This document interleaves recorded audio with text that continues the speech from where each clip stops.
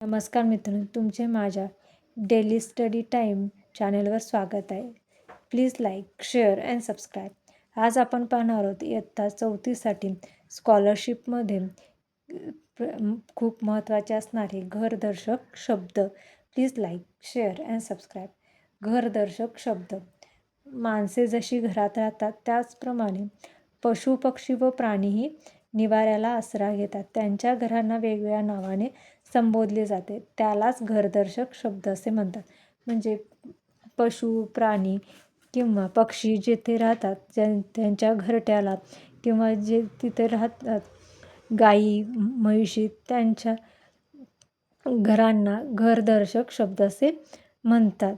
ते कसे तर पक्ष्याचे घरटे, उंदराचे बीळ, घोड्याचा तबेला किंवा पागा, हत्तीचे अंबरखाना, हत्तीखाना, पिलखाना, वाघाची गुहा, कोळ्याचे जाळे, डुक्करवाडा, अस्वल, डोंगर कपारी, मधमाशांचे पोळे किंवा मोहोळ, कोंबडीचे खुराडे, पोपटचे पिंजरा, ढोली, माणसाचे घर, सिंहाची गुहा, सुगरणीचा खोपा, माकडाचे झाड, वटवाघळाचे पडक्या भिंती किंवा झाड, गाईचा गोठा, साप, ससा, बीळ, मुंग्यांचे सापाचे वारूळ, घुबडाची ढोली, उंट, वाळवंट किंवा पिलखाना, वाळवी जमिनीत वारूळ, शेळी, कोंडवाडा, मासा, पाणी.